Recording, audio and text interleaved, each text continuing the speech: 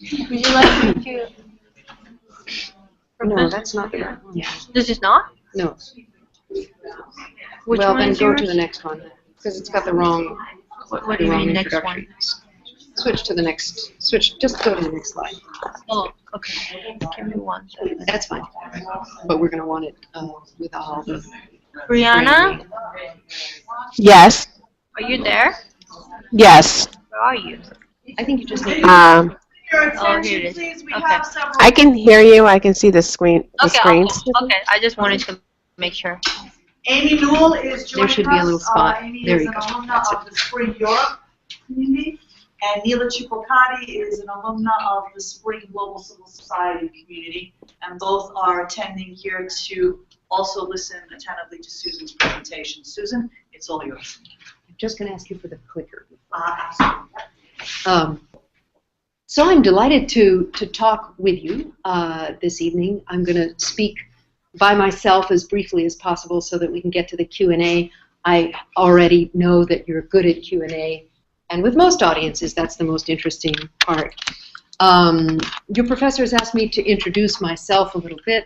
I've had a pretty circuitous trajectory. I began my professional life as a journalist overseas. I covered a number of different countries, particularly in Latin America, full-time for newspapers, for radio, for magazines.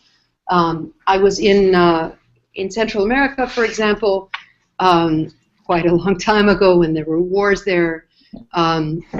Cuba and Haiti. I've covered 2 different invasions by the United States of countries in that region. So I emerged from that after 6 or 7 years looking for a way to make more change as I saw it.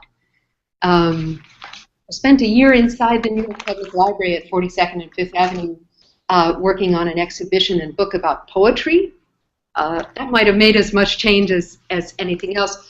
But then I went to law school and became an international human rights lawyer, and that's really what I do now. I worked in refugee law and did refugee cases and ran the refugee program for Amnesty International in the United States, and then went to Georgetown Law School and taught law students how to do refugee cases in a terrifying way. We would greet the students at the beginning of the semester and say, in 10 days' time, you're going to meet a person. That person is your client. That person is afraid of being deported to his or her country for fear of torture, persecution, death, etc. And it's up to you in one semester to try to persuade an American immigration judge to let that person stay. So as you can imagine, that made for a very intense semester for those students. After doing refugee cases for quite a while, candidly, and also working on mass atrocities as a journalist and then as a lawyer, I began to wonder if there wasn't some way of arriving on the scene earlier. In other words, instead of trying to help somebody reassemble a shattered life, frankly, would it be possible to do something to prevent disasters from happening in the first place? So to make a long story short, I also, as a scholar during some of those same years, had been thinking about what precedes collective violence. I got the idea that there is one particular precursor in case after case, and that there might, in fact, be similarities, or maybe not. But my guess, my hypothesis was that there is something about a certain kind of inflammatory speech that catalyzes it by inspiring people to condone or even to take part in acts, violence usually, that in a quote-unquote normal time in a normal society would be considered unacceptable by most people. And of course, to have an explosion of mass violence, as the great genocide scholar Helen Fine has written, you have to have an inversion of normal morality in a normal society. So instead of the majority, you know, in what we call a normal society, and of course I keep putting that in quotes because we can debate what we mean by that, But in a relatively peaceful society, most of the people obey many of the laws most of the time. Would you agree with that? Is that acceptable? An acceptable contention? So in order to have an explosion of collective violence, that has to shift. So it seems to me important to ask the question, what causes that shift? What allows it? How does it happen? And I've been very privileged now for the last 3 years to spend most of my time, when I'm not teaching my own students at the School of International Service at American University. I do that part-time. Most of my time I've spent doing research and field work to develop this idea, and that's what I'd like to talk to you about relatively briefly this evening. I'd also like to make reference, of course, to your course, which sounds very interesting to me, and I hope you'll tell me something about it. I've heard a little bit from your professor. But you know, this question, global civility, just the phrase global civility strikes me as a very provocative, inherent claim. If we can say global civility, then maybe that means that there is some kind of a global consensus, or one could build a global consensus on what we mean by civility. And of course, since I think about speech, especially inflammatory speech, what I call dangerous speech, and I'll explain that to you in a second, unless you've already memorized all the PowerPoint presentation, and you know, I guess you have. Is there a similar understanding of what we mean by civility? For example, what is civil speech? Or, to the contrary, what is uncivil speech all over the world?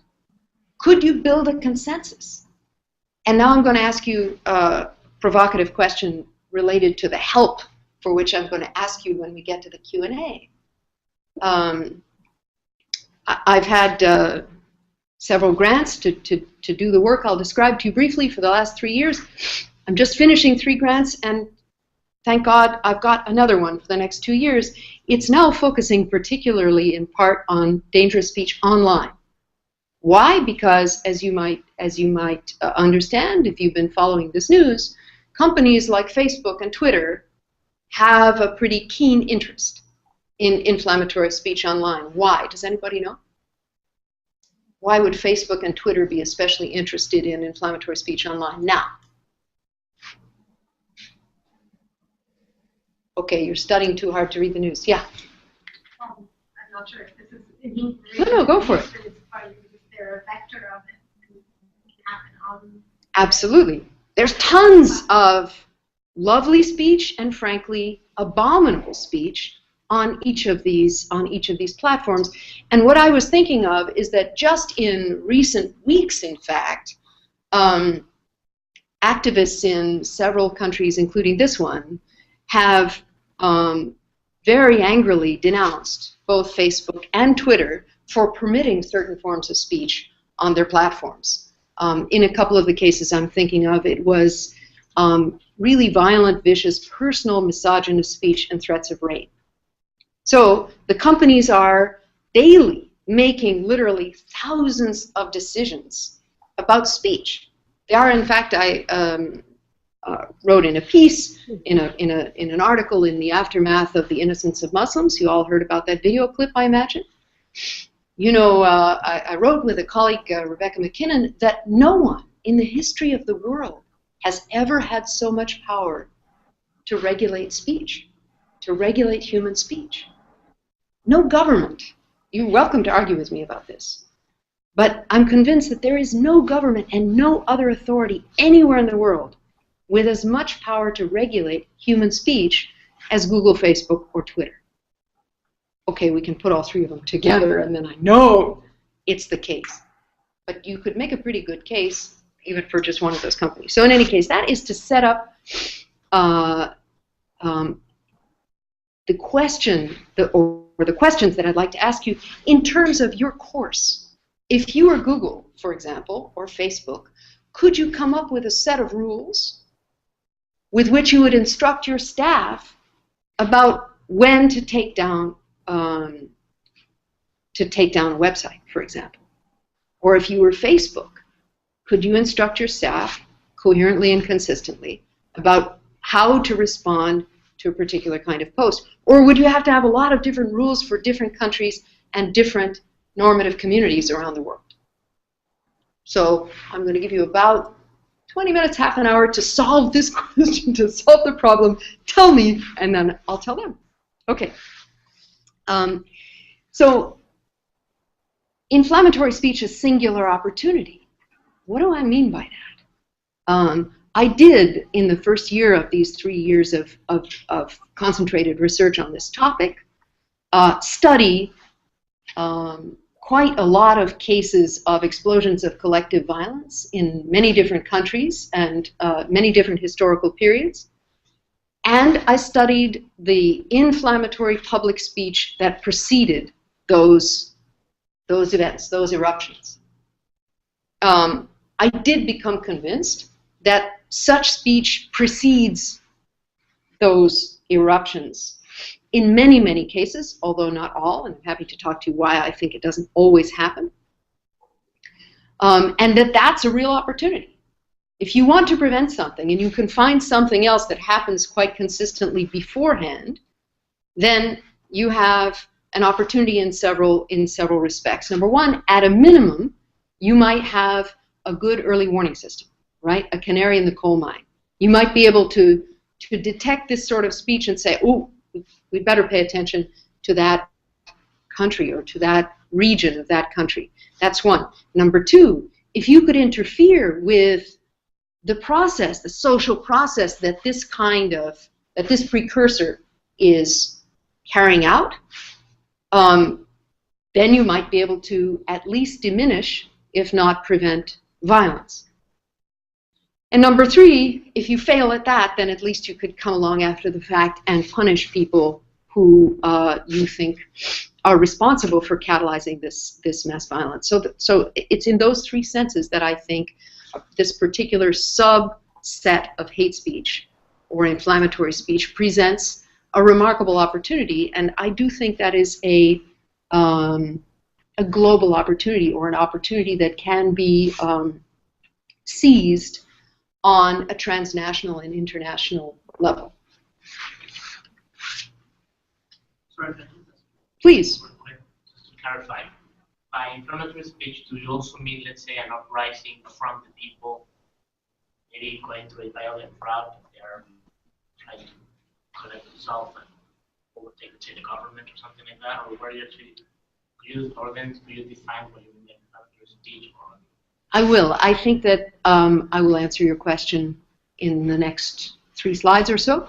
But first I would say that I'm distinguishing between speech and the reaction to it. So an uprising is not the same thing as inflammatory speech. Inflammatory speech might be somebody trying to persuade other people to rise up, you see? And certain speech is more catalytic, more powerful than other speech. And I think that might answer your question. If you'll let me go on for a little while, then I'll be happy to answer a sort of reprieve of the question. So this is just a very quick bit of evidence to back up the claim that I made, that that this is a phenomenon that arises in many distinct cultures in different historical periods. I told you that it doesn't occur in every case, so it seems to occur in cases where, number one, the victims and the majority group, or the audience of the inflammatory speaker, live together side by side.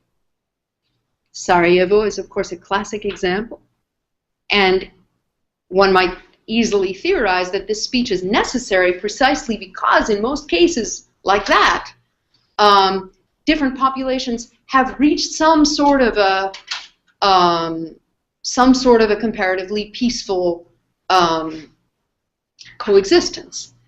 And as a violent speech entrepreneur, you want to disrupt that, right? You want to divide the groups and make them despise and fear one another.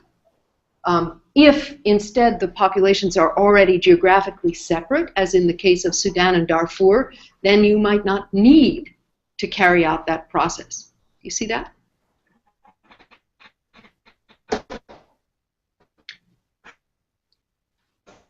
So this is a very quick summary of international criminal law on the topic. If I explain all of it, it'll take up too much time. So what I'd like to do is just point out to you that there was no international law on speech, international criminal. In other words, there were no international speech crimes until Nuremberg, until the aftermath of World War II, when Julius Streicher, a Nazi newspaper editor and publisher, was hanged for what he had published in his newspaper called Der Stürmer. He was not technically convicted of a speech crime because no such crime had yet been codified. He was convicted of crimes against humanity. But he was convicted effectively for speech acts because the basis of his conviction was, again, what he had published. Then there was a very long, then the Genocide Convention, a piece of international law, codified an international speech crime, which is incitement to genocide. That was immediately after World War II, and then there was a long gap until 1998, in fact, when the Rwanda War Crimes Tribunal handed down the world's first conviction for genocide, which was also a conviction for incitement to genocide. The same guy was convicted of both of those crimes. And again, I'd love to talk to you about the case and about other cases, but in the interest of time, I'm going to barrel forward and invite you to ask me if you want more detail. Okay. So I told you that I think there is a special kind of inflammatory speech that has a particular capacity to inspire people to condone violence, to shift the norms in a society in favor of tolerating and indeed and even supporting mass violence. So you know the term hate speech, I'm sure. Anybody want to define it? I don't blame you. It's very difficult. In fact, it's odd because hate speech is a very common phrase in many countries, in many languages, even in many bodies of law, but there is absolutely no international consensus on what it means. There is no global understanding, or even close to global understanding, of the meaning of hate speech.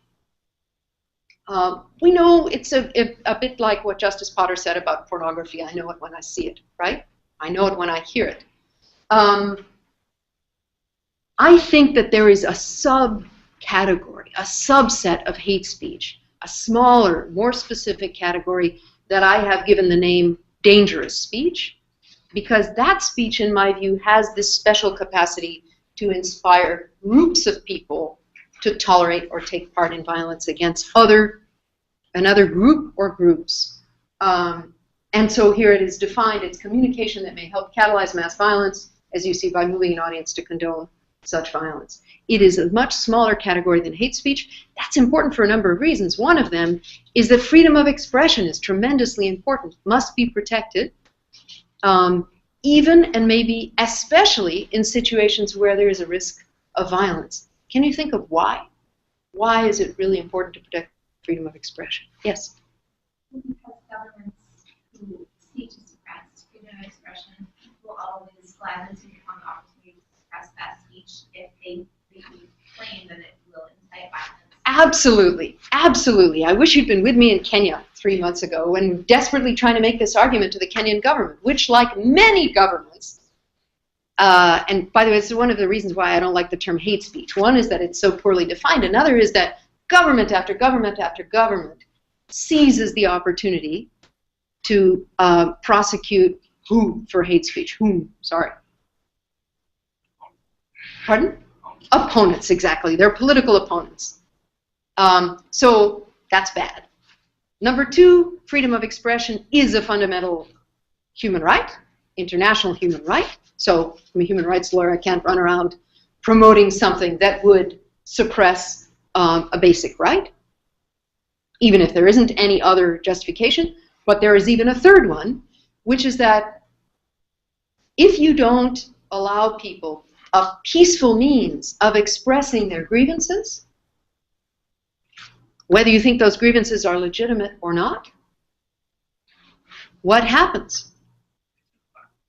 Eventually, they may become so desperate that they are more susceptible to resorting to violence, which means in terms of my research, also more susceptible to a violent speech entrepreneur who wants to persuade them to condone violence. Yes? I have a question regarding that statement. Do you think that it really depends on the culture? Because some cultures are not really used to the freedom of speech. So if you allow it, it kind of creates more violence. Because the notion of accepting, for an individual to accept having freedom of speech is understood differently in different cultures. So that if you give people freedom of speech, they start saying terrible things and that leads to violence, is that it? Yes, in different cultures. I'm saying it depends on different culture. That's the point I'm trying to make. Yes.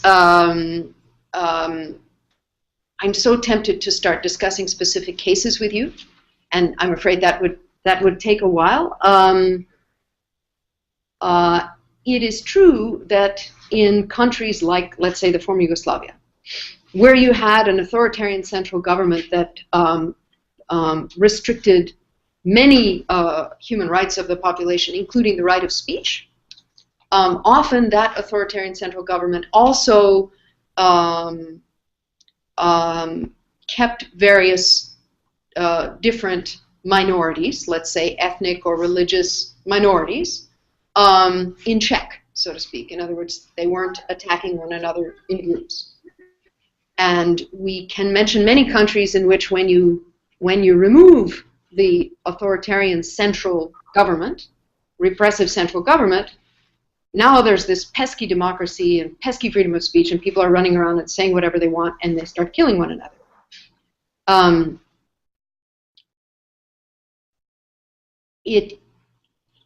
It's a straightforward story that can be told about a number of countries.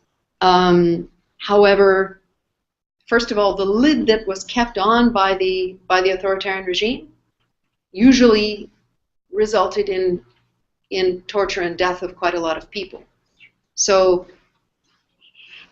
it's a very difficult calculus to make, you know? And I have to stop myself because it's a great question and a very interesting topic. But yeah, but.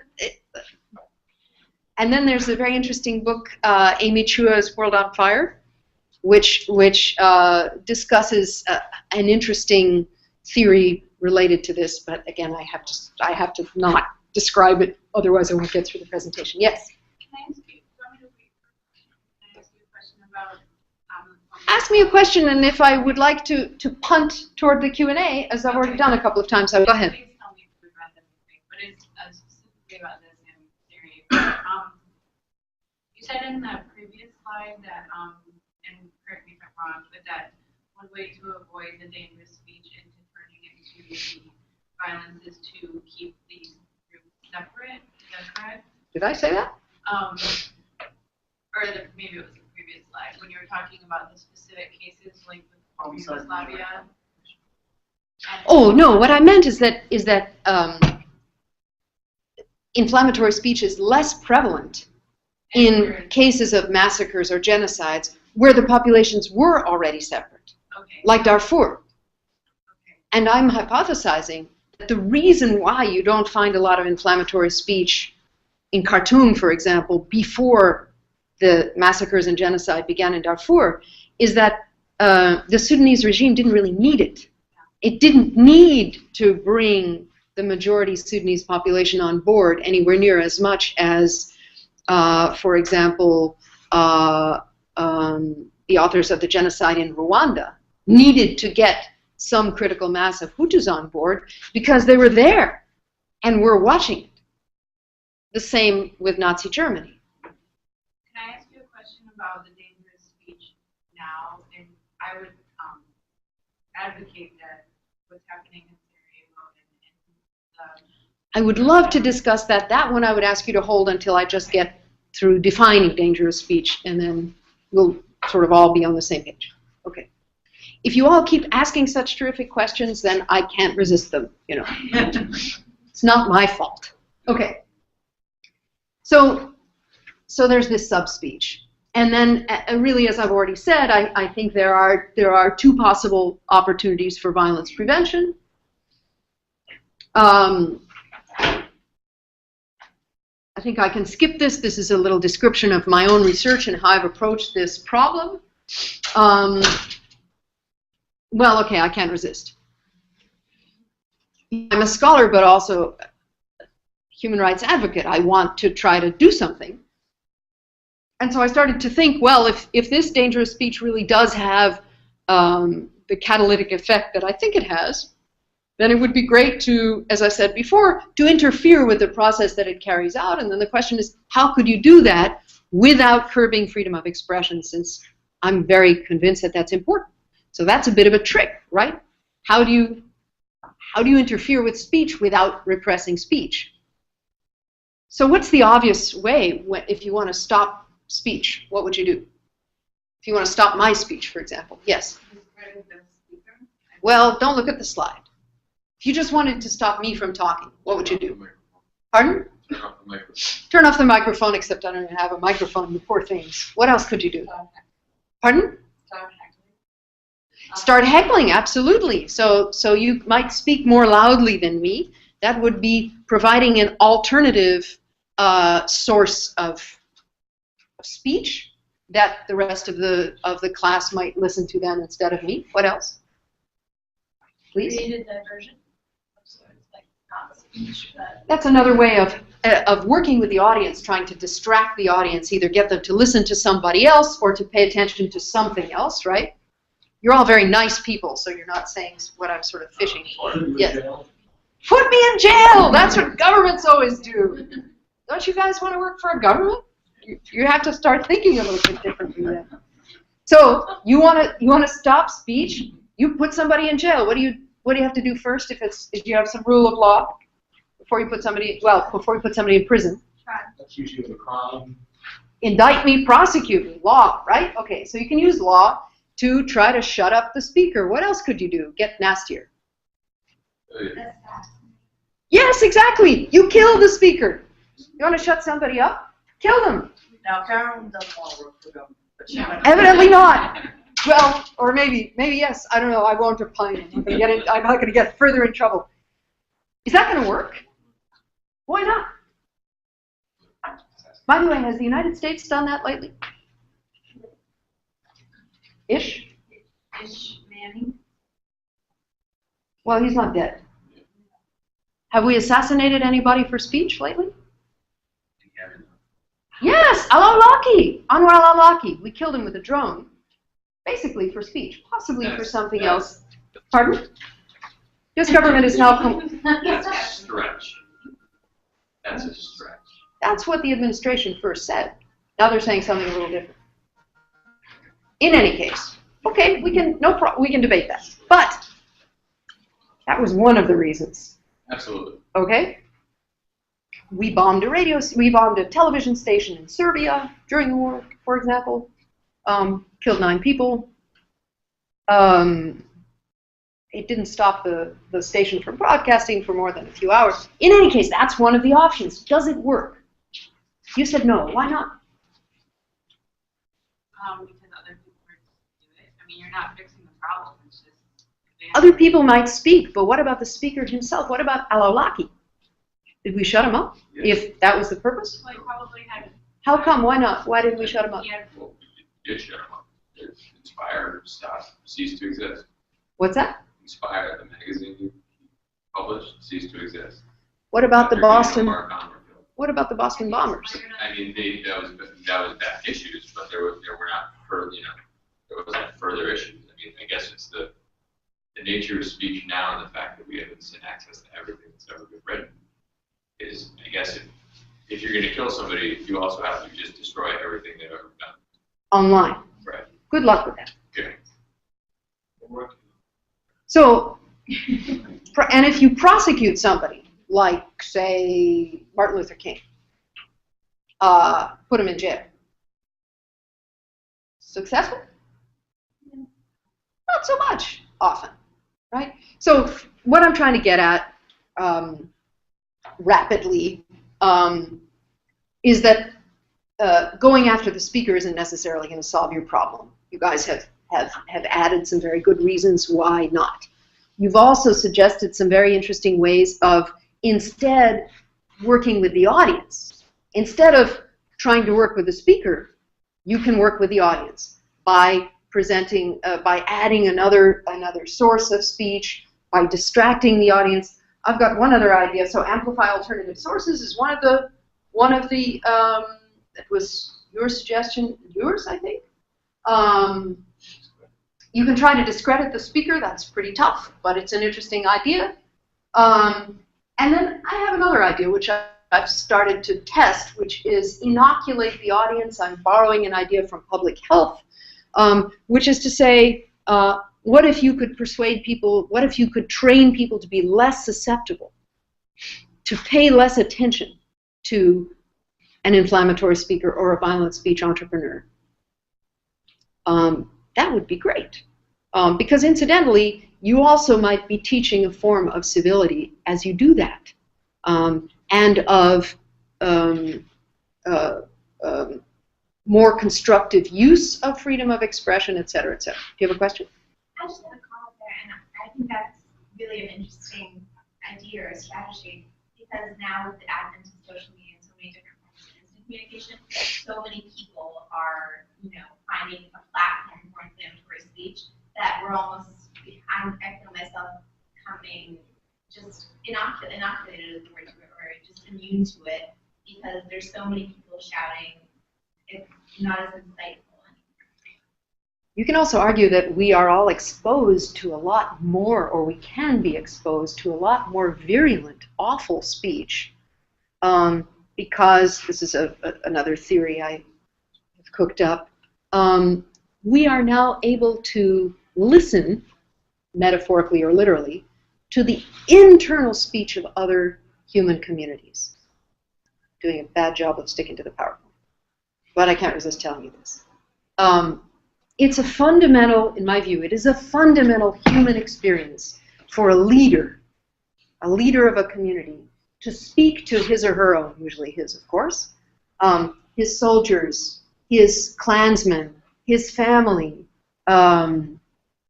his fellow villagers.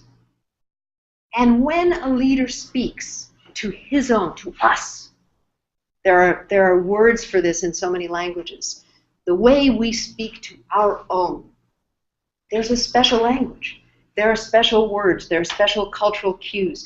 Think of a human social group to which you belong, and think of the special way in which you talk. You tell special jokes that you wouldn't tell if there were women around, that you wouldn't tell if there were people of the other religion, people from the other city, people. Am I right? You know this experience. And for millennia, a leader would speak to his or her group, knowing that the others would not overhear. Men could, frankly, to take an example, men could tell rape jokes if there were no women around, in reasonable confidence that women would not hear about it.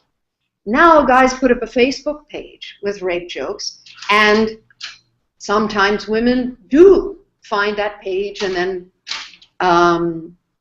they're terribly offended. I'm collecting examples of this, and just to give you another one, a South Korean airline about a year ago started a new direct flight from Seoul to Nairobi.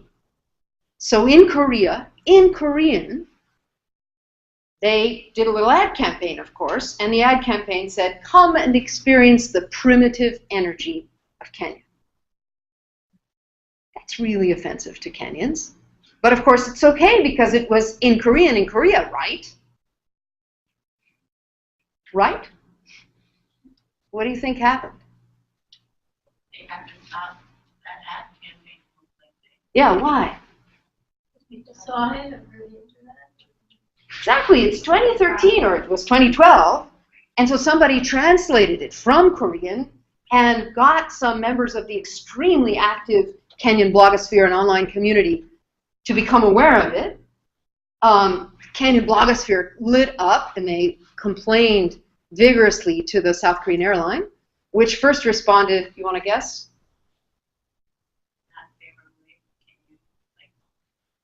Mistranslation! That's not at all what it means. And then, of course, what do you think happened? Pardon me? We're sorry we offended you. Sort of stand. No, well, first they tried, because they're not yet, in my view, not sufficiently adjusted to the new reality. They tried to lie and say it was a bad translation. But, of course, these days, it's not easy to get away with that. Somebody in Kenya got in touch with somebody who could do an authoritative translation and hold the airline's feet to the fire. They eventually had to recant and, yes, withdraw the ad, et cetera, et cetera. What was happening, though, was that an unexpected audience outside the us group for the airline became aware of the speech and effectively broadened the audience to include other global groups, other normative groups beyond what the audience that the airline intended to reach. Do you see that? So that happens all the time. It can be really salutary, can be awful, and it can be really salutary, as in this case.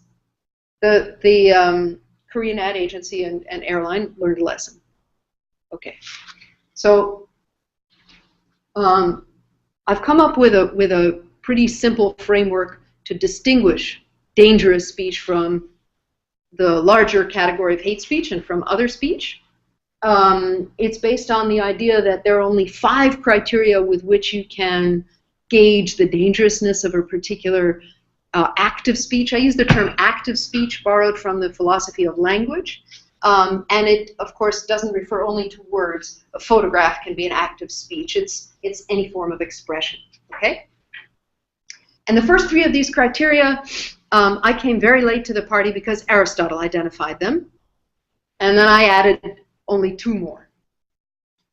So this is a kind of Weberian idea type of a very dangerous active speech. And it has the 5 criteria implicit in it.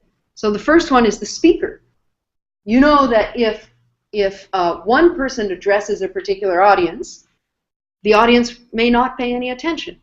But if another person who already has a lot of influence over that audience speaks, then it's a very different matter. I love to tell my students that I am somebody, for example, who can never successfully commit incitement to genocide because there's no audience in the world, including them, that cares that much what I say. Do you see that? I'm not a super influential speaker. If, by contrast, certain political, religious, or cultural figures were to say certain messages, they would have a lot more impact. The second criterion is the audience, of course. Speakers have a particular impact over a certain audience, but not over another one. And some audiences, for various reasons, are more susceptible to incitement, to dangerous speech. If people are hungry, you can imagine that that can make them more susceptible, right? If they're frightened for the safety of their children. And then the third is, of course, the meaning of the Speech Act. It must be understood by the audience most likely to react as a call to violence. And then the fourth is the social and historical context. That's a big kitchen sink. And for each of these criteria, of course, I've got a list of factors to explicate them. And the fifth is the means of dissemination, which can refer to a radio station, for example. If a particular community is getting most of its information from a radio station, one particular radio station, then the fact that a message was transmitted over those airwaves may, in and of itself, give the message greater force, as, again, the philosophers of language say. The force of a speech act is its capacity to inspire action. The means of dissemination could also be the language. So in many countries, people say, if I hear a message, to give an example from Kenya, Kenyans say, without exception, if I hear a message in English or in Kiswahili, that's the national lingua franca, I hear it with my head. But many Kenyans have said to me, if I hear a message in what they call my mother tongue, that's a vernacular or tribal language, then I hear it differently. I hear it with my heart, and it affects me differently. Does that make sense? You may not have that experience yourselves, but it seems to be very important. Okay, So now just very quickly a few more details about each of these 5. These are some of these questions embody some of the factors I mentioned to you. Notice that authority, power, and influence are different from one another. They're all potentially very important, as is charisma. And so for each of these, I've also pulled out a few examples. This is Simon Bikindi. He was an extremely popular singer, a pop star in Rwanda before the genocide. And his songs were broadcast relentlessly over one particular radio station. Has anybody heard of that radio station? Pardon? Which radio station? A radio station that was very famous in Rwanda before and during the genocide. RTLM. It's Radio Télévision Libre des Mille Collines. It means Radio TV Free of 1,000 Hills. The Land of 1,000 Hills is the nickname of Rwanda because it is an extremely hilly country. So that radio station was founded not so long, a little bit over a year before the genocide, and it broadcast increasingly virulent, violent anti-Tutsi propaganda, and it also broadcast lots and lots of Simon Bikindi's songs. These are the lyrics of, or some of the lyrics of one of them. He was convicted, by the way, by the Rwanda War Crimes Tribunal for incitement to genocide, although interestingly not for any of his songs. He was accused and indicted for 3 of the songs, but not convicted. This is Charles Blégoudet, a guy from the Ivory Coast, who said this kind of thing about foreigners and also about Ivorians, about his countrymen and women from the north of the country, using rhetoric. I know it's really not nice. And it had, unfortunately, some, well, I won't say it had direct consequences because we can't prove that, but there were some vicious attacks on UN vehicles and people in this period, following his statements. So a characteristic meme of dangerous speech is to describe citizens of the same country as foreigners. So, for example, in the Ivory Coast, Blégoudet and his confederates use the term allogène to describe Ivorians from the north, meaning those who are not us, foreigners.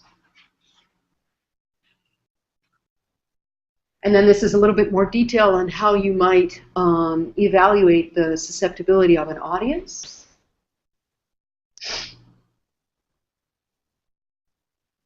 So if you want to instill fear in people, you can tell them that they're facing a mortal threat.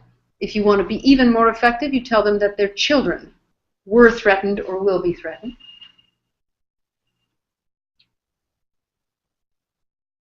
I've already mentioned that it is like a meme or a frequent motif of dangerous speech to refer to members of the same political group, for example, citizens of the same country, as foreigners, to otherize members of the same group. Here are a couple of other classic, I call them hallmarks or telltale signs of dangerous speech. The first one I'm sure you're familiar with. It's to describe the members of the other group as non-human, as pests, as vermin, as animals. I'm sorry to say that I can say the words rats and cockroaches in a large variety of languages, because those seem to be the most common terms used, perhaps because those are also globally despised creatures, right? Why do you think it would be important to dehumanize members of the other group if you're trying to prepare your audience for condoning violence against them? Yes? It's difficult for people to want to hurt someone that they see a reflection of themselves in, or that they recognize themselves in. So by subverting their own humanity, it becomes much easier to incite violence and incite the notion that they are somehow less worthy of life or human rights than the group itself. So violence becomes acceptable where before it was unacceptable, since you can't do something terrible to someone with whom you identify, right? So violence becomes acceptable if you can see other people as vermin or pests. After all, it's acceptable to kill a cockroach. It's acceptable in most places to kill a rat. There's another telltale sign which was nicknamed by a Hutu propagandist accusation in a mirror. That is an ingenious term because it describes, let's say I'm the inflammatory speaker. I'm addressing you as my audience. I'm trying to prepare you for condoning atrocities against them. Instead, I tell you that they are planning atrocities against you. Can anybody think of an example, by the way? Yes? The Reichstag? The Berlin Reichstag? Well, more specifically, Hitler gave a speech in January of 1939 in which he explicitly and famously said that international Jewry was planning to annihilate the German people. This is an extraordinary claim when you think about it. The Jews didn't even have any weapons. They were a tiny group, totally unmilitarized, etc., etc. It's a preposterous claim. And yet, he made it over and over. It was repeated relentlessly by other means of dissemination of Nazi propaganda. And quite a lot of Germans apparently ended up believing. That's amazing. It was also a relentless motif of Hutu propaganda before the Rwandan genocide and arises in other cases. Why do you think it's important? You want to go, if you're a really terrific violent speech entrepreneur, you want killing not only to seem acceptable. Essential. Pardon? To be essential. Essential, necessary. So what is the only ironclad defense to murder in any legal system? Any global, exactly, self-defense. Pardon? Kill or be killed. Yeah. So this is the collective analog of self-defense. They're going to come and get all of us, so in that case, defense is now not only acceptable, but necessary. So it seems to me that this describes in a bit more detail this process of social conditioning that in many cases has preceded outbreaks of mass violence.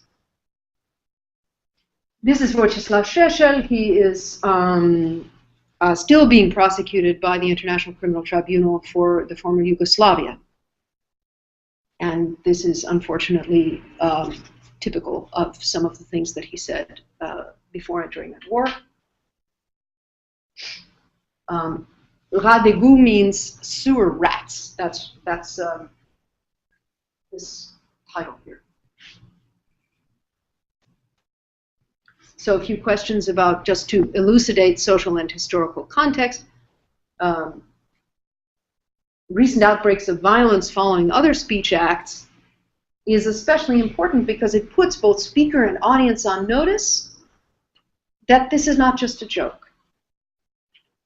For example, in Rwanda in 1992, you know, the genocide began in April of 1994. In 1992, there was in particular one awful massacre that followed some well-known cases of inflammatory speech, which means that when inflammatory speakers used similar language in 1994, both they and their audiences knew of that historical context, of that background. Does that make sense? Do you see that? And in Kenya, this year, there were elections in March of 2013, this year, nationwide and presidential elections. Those took place in an atmosphere of, frankly, widespread fear that there would be mass violence. Why? Because at the end of 2007, in December, Kenya attempted to hold its previous presidential and national, I say national elections because they were also legislative elections. The elections were contested, and by the way, in 2007, for months there had been steadily increasing and steadily more virulent inflammatory speech, both on and offline, and via SMS and so forth. And then terrible violence erupted in Kenya just at the end of 2007 and continued into 2008. So 5 years later, here were the next elections, And everybody in Kenya was aware of the inflammatory speech that unfortunately, again, was quite prevalent.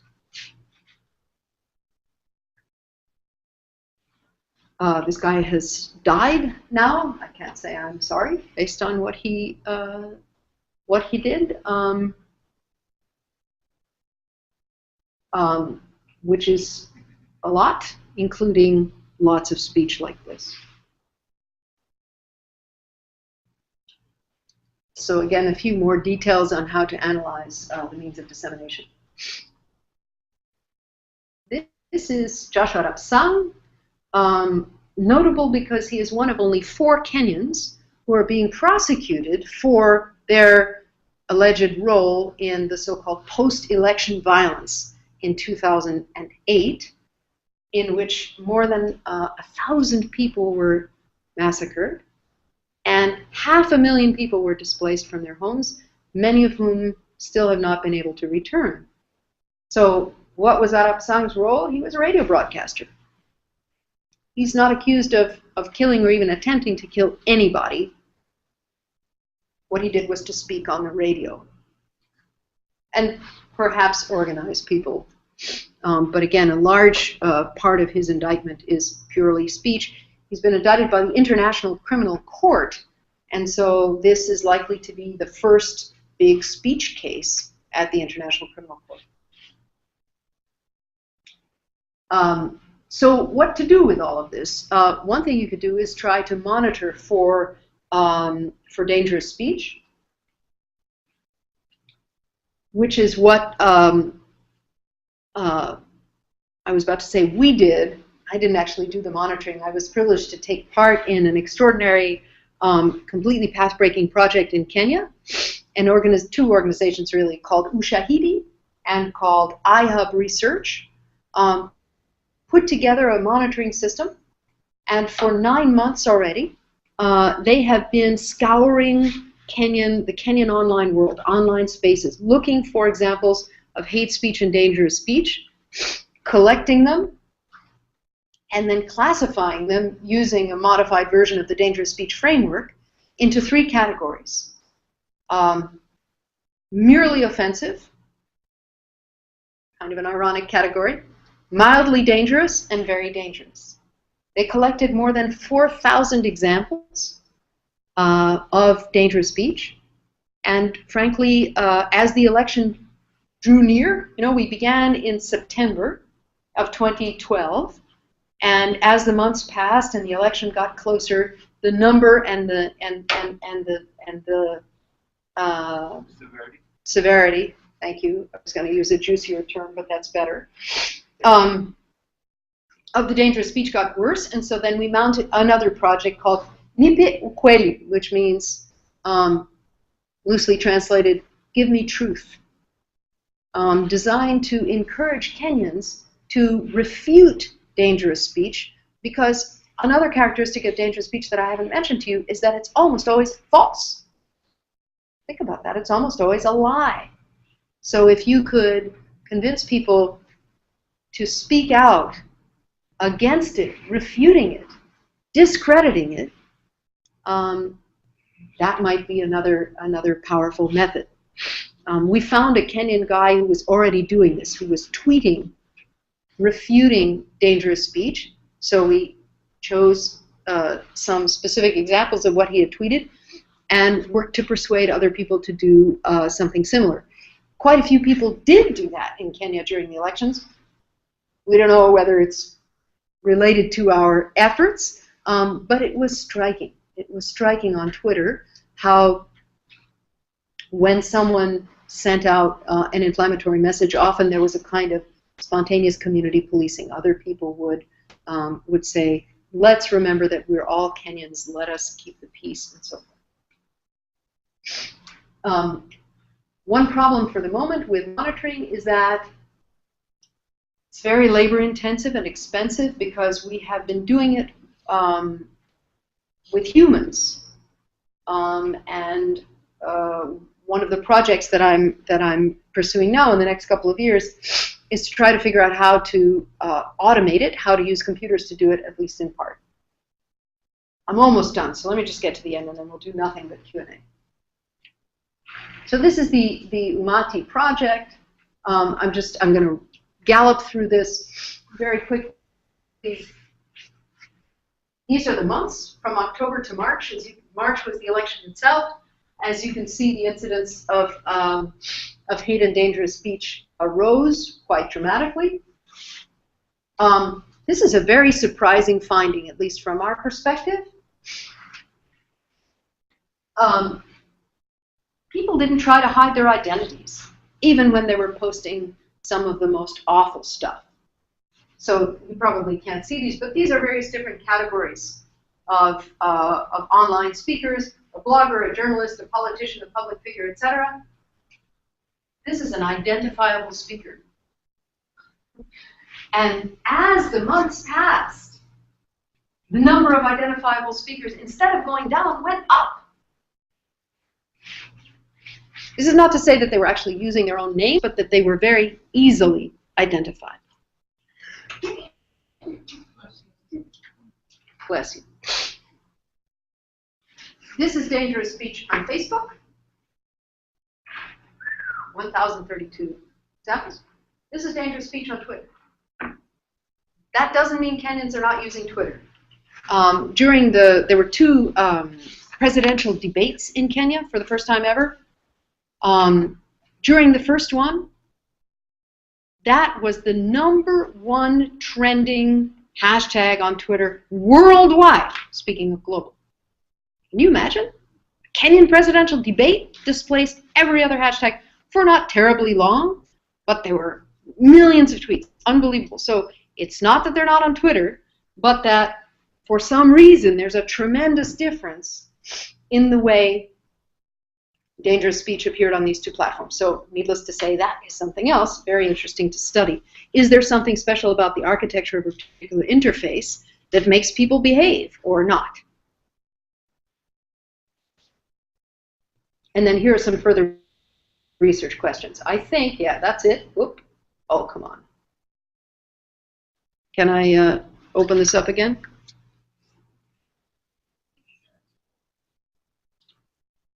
No. There we go. Maybe we should just go with your questions and not worry about mine.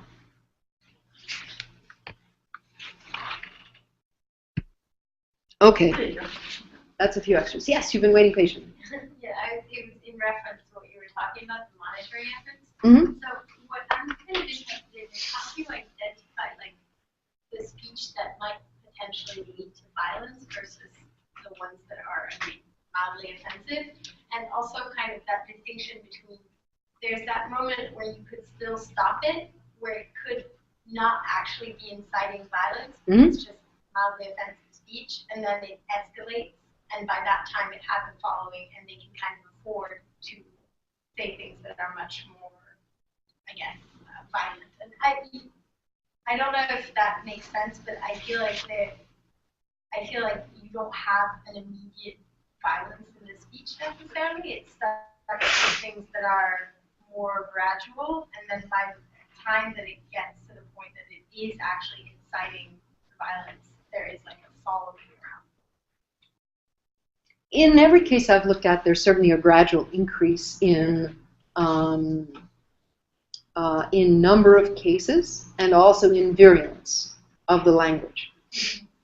However, you'd be surprised. You can find some pretty awful speech fairly early on in quite a few cases. It just may not be successfully converting lots of people. What do you think of the Nazi case? Yeah, how do you identify the ones that actually might have that potential?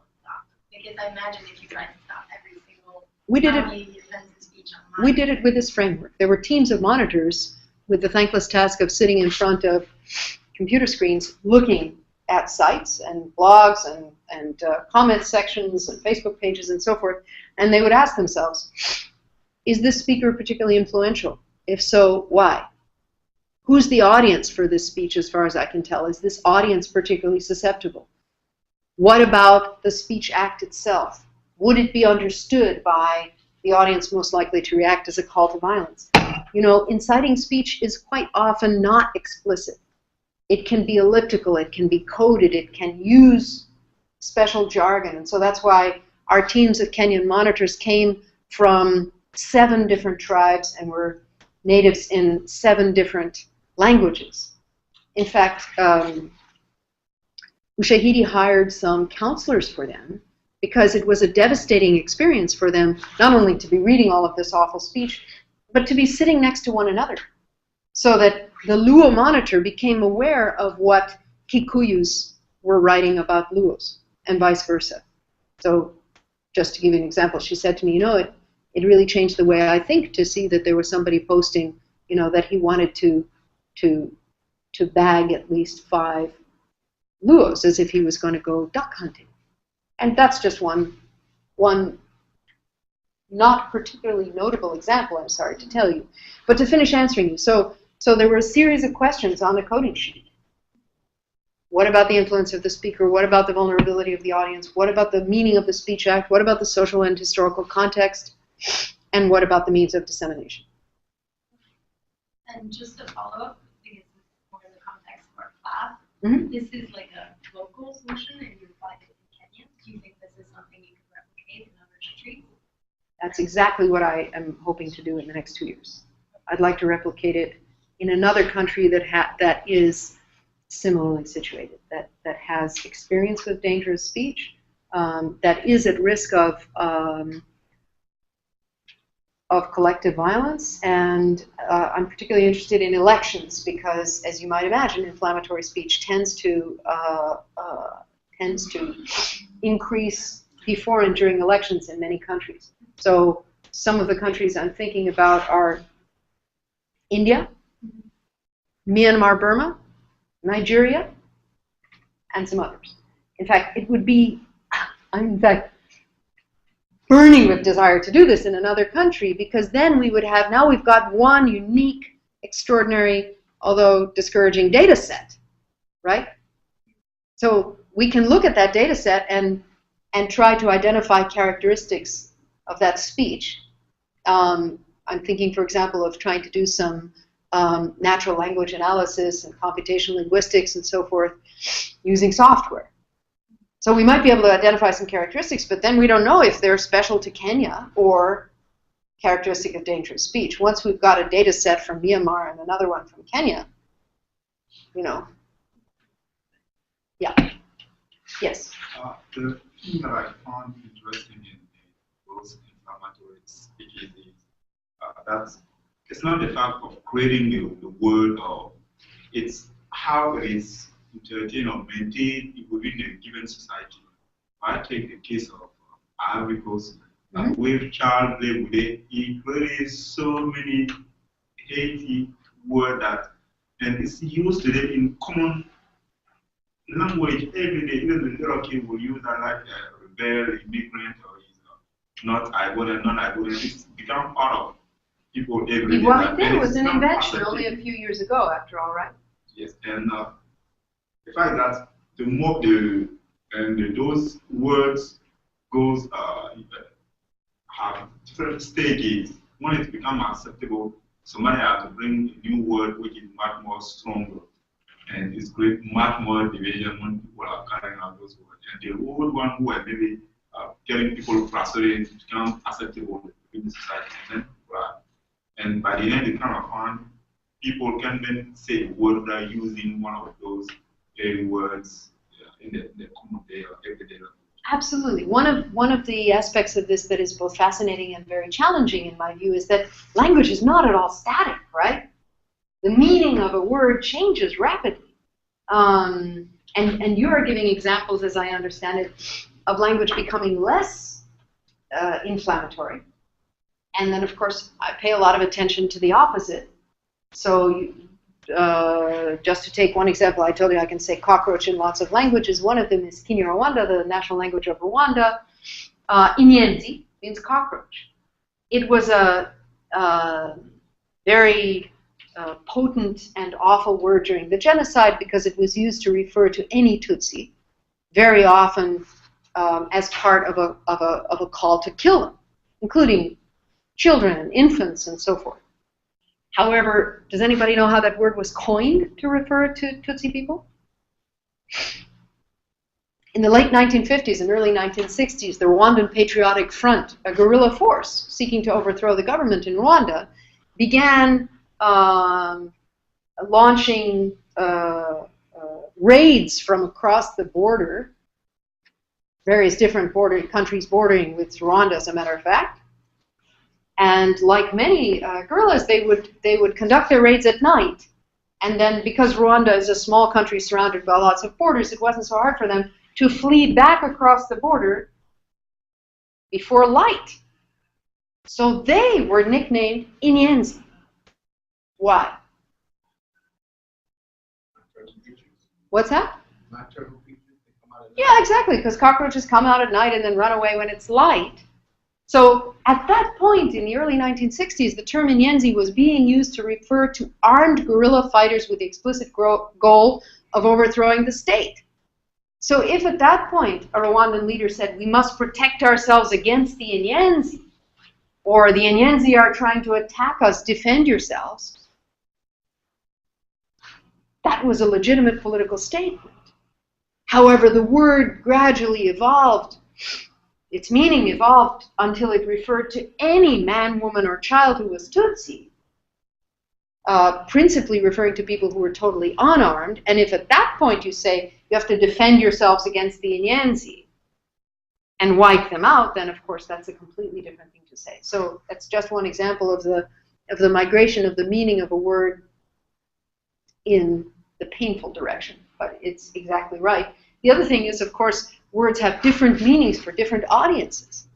So I argue for precision in identifying which audience you're talking about in order to make your analysis sharper. And the audience, the relevant audience in my view, is the audience that is most likely to react. But then the analyst has to describe why, has to identify that audience and suggest why that audience is most susceptible or most likely to react. Speaking of susceptibility, also since time is running low, I just want to tell you quickly, I mentioned to you that I have begun to work on inoculating audiences. So I don't want to leave you without explaining. I produced 4 episodes of a Kenyan television show, super popular, long-standing hit on Kenyan TV. Those 4 episodes are designed to inoculate audiences against inflammatory speech, against dangerous speech. And like everything else, I'm willing to talk a bit more about it, but it was a tremendous experience.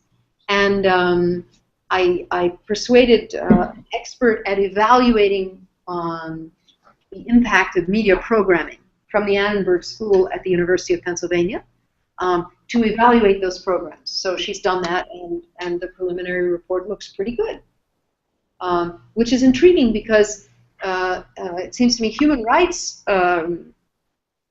types, human rights activists, have not worked very much with media as a way of trying to shift human norms of civility and speech and behavior and so forth.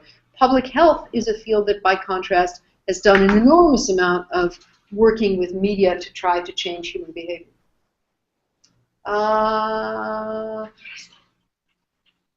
Those 2 people, because you haven't spoken so much, and then I will try to get to everybody.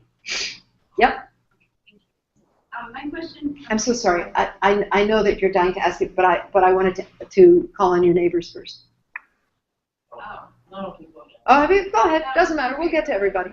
well, I mean, I was just going to ask if you have also developed a framework on, say, once you have identified a dangerous speech, the actions to be taken afterward, like an immediate reaction, or just saying, we found so many. So there are a number of different number of policy options, right? Different responses that can be taken in different circumstances, and in particular by different actors. You know, one question is, what should the international community do? What should regional organizations do? What should an international court do, etc.? Another question, what should local politicians do, or local religious leaders, etc.? So I have lots of different answers that I am writing up in a big white paper on the best policy options for responding to dangerous speech. And there are lots of them. I've mentioned quite a few, as you know, but I can maybe summarize quickly by telling you that if you catch it fairly early on, as your classmate made the distinction between the earlier stage when maybe the danger is not quite so acute and the later stage. So early on, you can work on inoculation. If you try to do inoculation at the last minute, it's probably too late. That's like public education. It should be a steady process that begins a little bit before the danger is acute. In a more acute stage, and also earlier on, I think that there is a moral, if not also a legal responsibility on the part of other influential speakers to use counter-speech, to speak out against dangerous speech in order to decrease its influence. And so I've been collecting examples of that to try to hold those up, as we did with our project Nipe Ukweli or Give Me Truth in Kenya. In other words, if you can, it seems to me this can also be done online, if you can present to the public examples of counter-speech and also examples of truth that refute dangerous speech falsehoods, then perhaps you can shift discourse norms, to use an academic term. There are lots of policy options. After all, you can jam a radio station. As we said, you can prosecute a speaker, you can kill a speaker.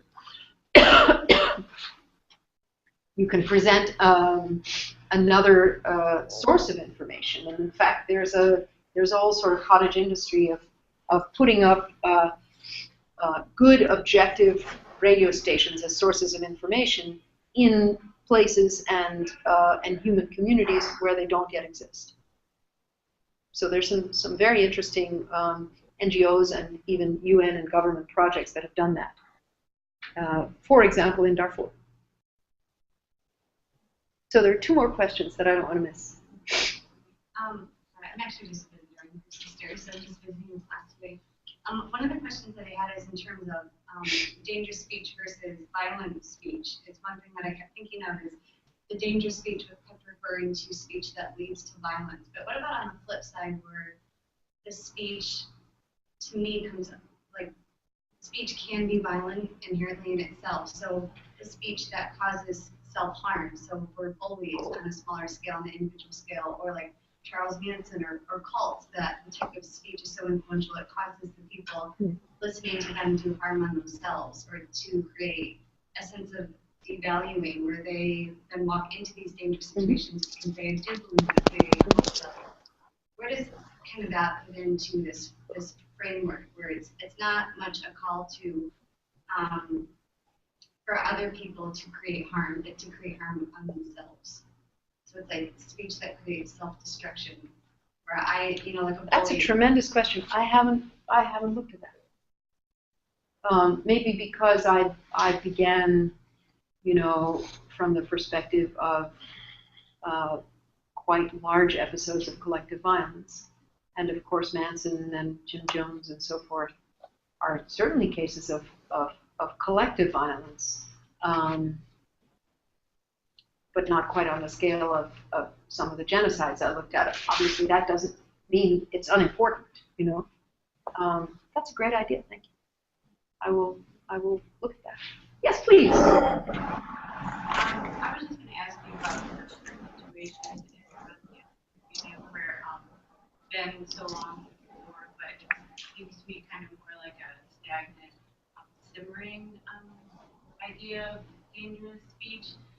The communities are so close together, like in dense areas like Sarajevo, but exactly. It's still so separate, and it's not being addressed except in special organizations and reconciliation initiatives. So, what is your opinion on addressing that type of speech, or do you consider consider that a type of dangerous speech when, like, in the school situation, they're not, like, the history books don't address the war, or, Yeah. you know, they don't want to speak the same language, or they don't want their kids to communicate, and there might not necessarily be one leader, but lots of little leaders, like, you know, when parents are obviously very influential on the kids in that narrative. Absolutely, and they're still using some of the same terrible slurs to describe members of other groups, which have awful power because so many people on both sides understand and remember how they were used during the war. So this is something of a corollary of the example from the Ivory Coast where an inflammatory speech entrepreneur coins terms, makes new language, which then gradually becomes commonplace. And so on the one hand, it may seem that the language has lost its terrible power if children are using it. On the other hand, that also may mean that this vicious otherizing language has become accepted by large numbers of members of a particular group. So first of all, you asked me if I think that there is dangerous speech in Bosnia-Herzegovina today. And you'd have to ask me about a particular example in its context, because that's the basis of my framework, that you must look at speech in its context in order to even make an educated guess about its dangerousness. Do you think that their textbooks not having like the war at all in their textbooks? Do you think that's an example of dangerous speech, like in absentia, like by it not being in it? Do you think that that's a form of dangerous speech in itself, since it's not even there, and the kids have to get their education from parents? I'm afraid I have to issue one other caveat, which is that a rigorous, proper application of the framework has to be carried out by somebody who is very familiar with language, with the language in which a speech act is made or disseminated, and the relevant culture and so forth.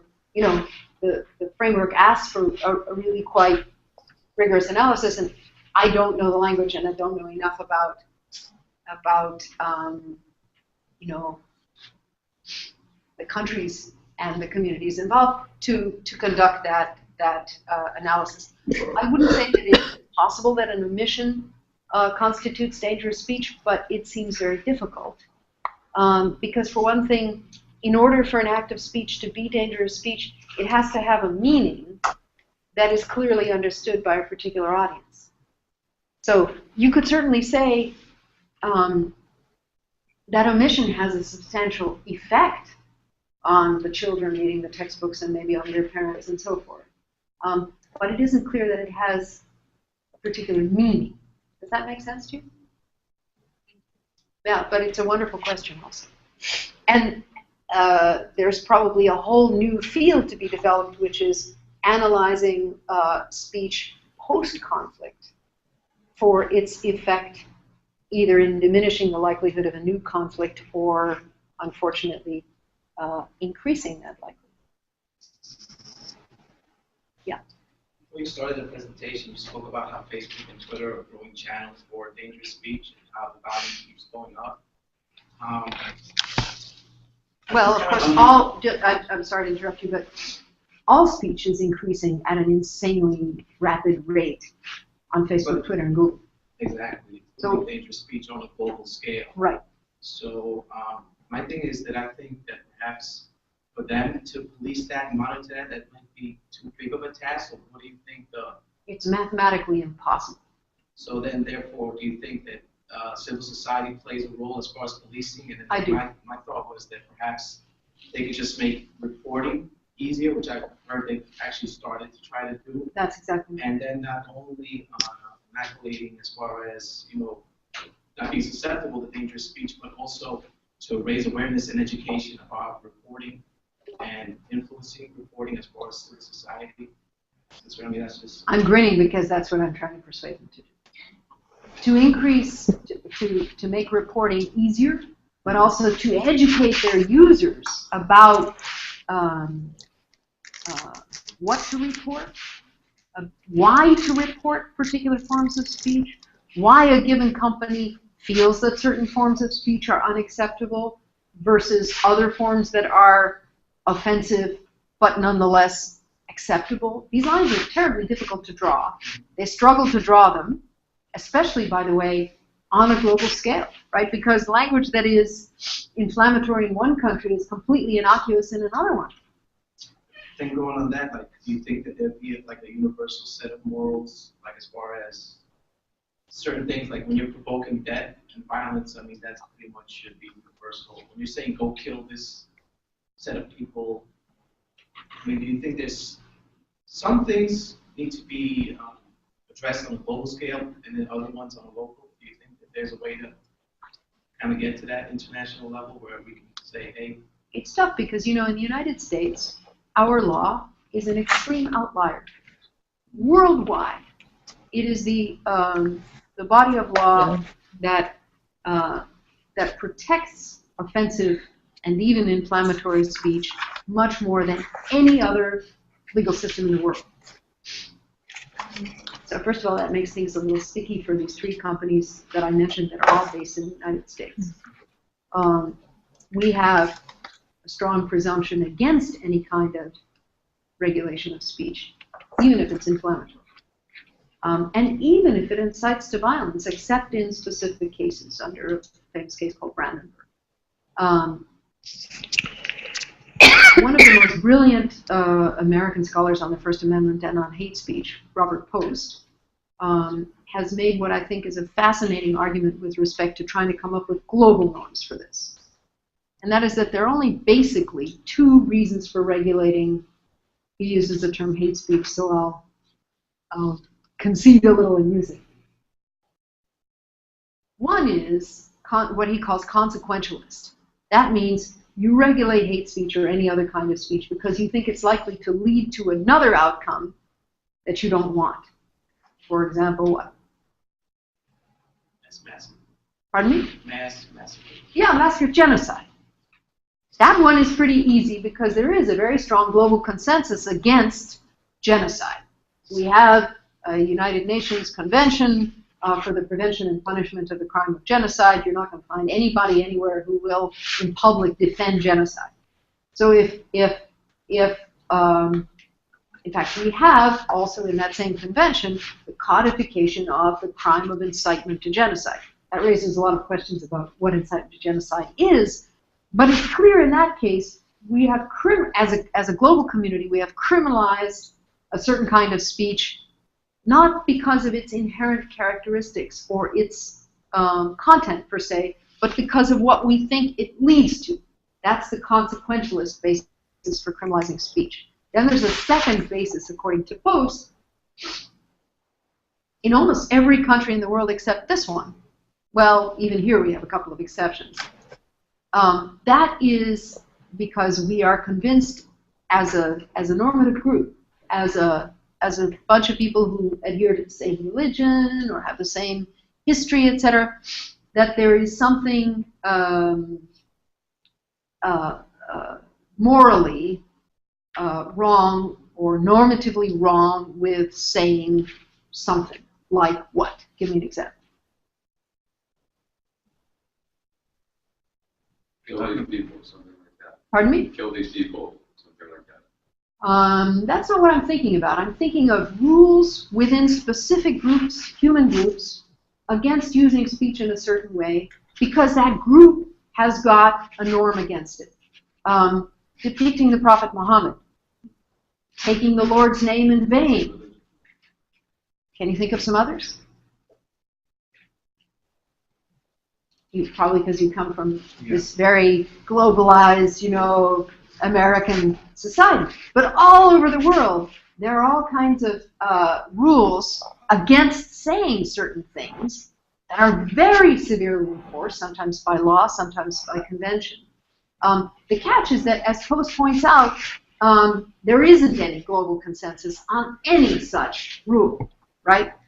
And he ingeniously takes the example of the city of Chicago. He says, look, there are all these different ethnic communities, these different ethnic groups, so you couldn't have what he calls a constitutive basis for banning hate speech in Chicago, since any judge who tried to reach a decision based on a norm like that or a law like that would have to favor one community over another. The judge would have to choose what the Catholics think is impermissible speech, or what the Muslims think is impermissible speech, or what the Jews think, or what you see where I'm going?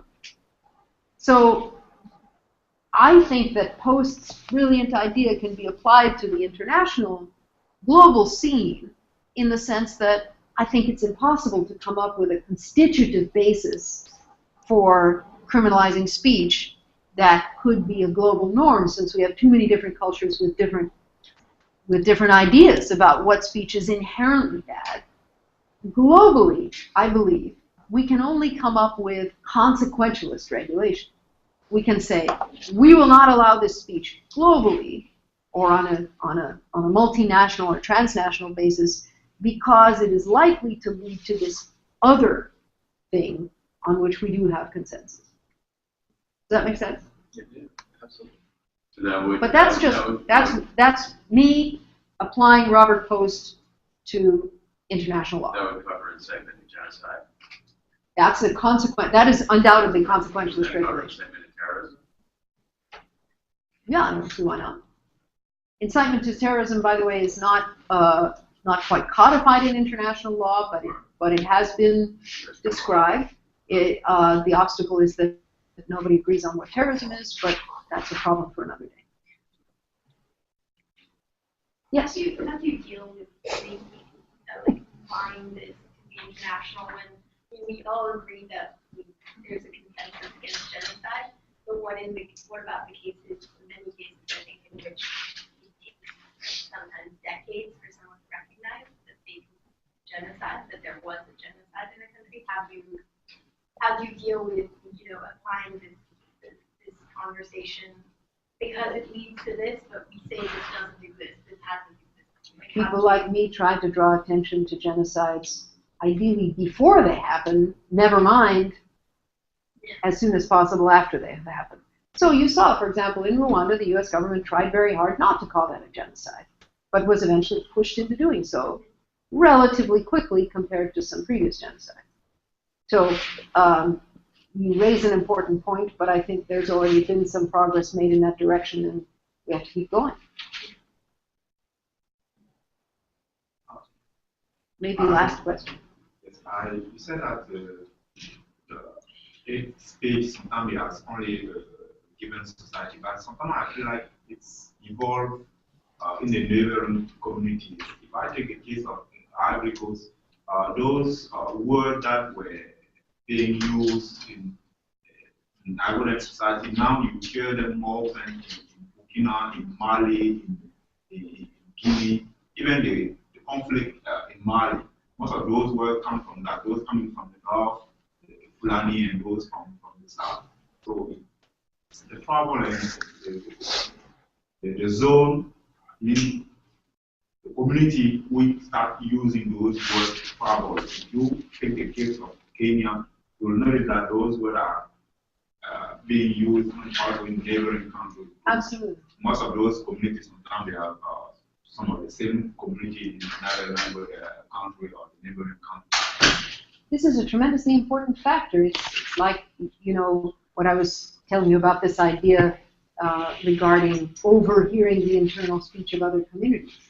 In the world today, we overhear speech from other communities and other countries all the time. And then the speech, in fact, migrates exactly as you said. So it seems that raise awareness, build a system of structure in communities so that the influence of those type of words is important to integrate them into the community. As I said, there are a number of different methods that can be used. In the case, or with respect to the phenomenon you're describing, I think it's especially important for leaders within the original community and also within the new communities to which language is migrating to publicly denounce dangerous use of language. So just to give you one example, in Myanmar, There's a notorious Buddhist monk who is almost daily spewing despicable inflammatory speech against Muslims that fits these guidelines depressingly well. There are plenty of influential leaders in Myanmar who should be saying that what he's saying is unacceptable, but they're not doing. So he continues to have growing influence without counter-speech.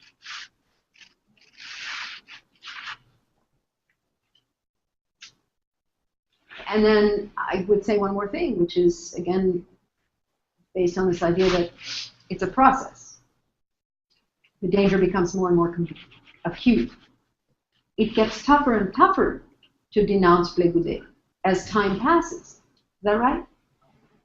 So it was important for certain people to stand up and say Blé Goudé is a thug earlier on, when it might have been possible to convince them to do that.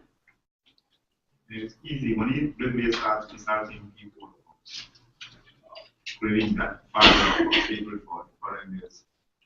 Whoever wanted to produce a kind of discourse was kind of being turned into a fool, and Blé Goudé gets more notoriety or more audience money in public to start talking about what you said or what the other guy said. I'm saying this and it is not that good, or it's not that good. But you know that there was a point at which certain people could have denounced Blé Goudé and not been dismissed as fools. But they didn't, they kept silent. So there are other people who could have put pressure on those people to speak out. And that also didn't happen, at least not effectively. Does it make any sense? I know it's like the point about, you know, denying genocides. This hasn't worked very successfully so far. But how do you change things? You know, you come up with a new idea and then you've got to push it. So with that, I guess I'm just going to give you two things, my email and my website. There's a little website called voicesthatpoison.org, and you'll find a little more description of the Kenyan projects and we'll put all this information in our war space as well. Great. And a paper about Umati, which was that monitoring project. Voices That Poison, all one word, .org. And my own email is Benesch, E for boy, E-N-E-S-C-H, @american.edu. I warmly welcome your questions, your ideas. This has been fun and also useful. Thanks very much. Thank you.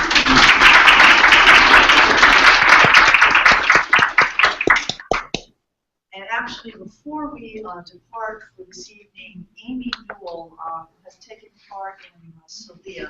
Is going to say a few words about that experience for those of you who might be interested to participate. This entire community has an invitation in the fall to participate. So Amy, I'll turn that over to you. Okay. I don't know if you've already heard about the Celia project from Professor Martuchelli, but it really is an excellent project to be involved in. I took part in the spring this year, and there were people from all over the world, from Pakistan, Morocco, Lebanon, Egypt, the US, Holland, lots of places in Europe as well. It was great. Every week we discussed a particular topic to do with relations between the West and the Islamic world, and I thought it was wonderful. It was controversial, but it was always comfortable, always respectful, and the project culminated in making a short video clip from very easy, but it was good fun. We had to watch a lot of interviews and then edit them down into a bite-sized little video clip. I can't remember, I think it was 5 minutes or something, to give sort of an overview of our opinion of Western Islamic world relations. I thought it was fascinating. I and on Noor, I put the reading list if you're interested to see the topics that they cover, as well as my wonderful little video. So enjoy. Thank you very much, Amy, for that. Is there anyone here who thinks he or she might be interested to participate in the Connect program in the fall? It's what, once a week, correct, Amy, in terms of the session? You meet for 2 hours, you agree a session, and you just, take that out of your schedule, but you can be anywhere, you just, right. Computer. And you need a computer and a webcam to participate. And I think those are pretty much the requirements, the computer and the webcam, correct? Yeah, and age doesn't matter, which No. is great. Although most are very young, but there was a good sort of amount of cross-pollination. Very good. All right, those who think they might be interested, why don't you come up to see me and we'll make a list. The rest of you, we're a little bit over, so I would like to say thank you again for participating this evening, and we'll see everyone on Thursday night. Thank you very much.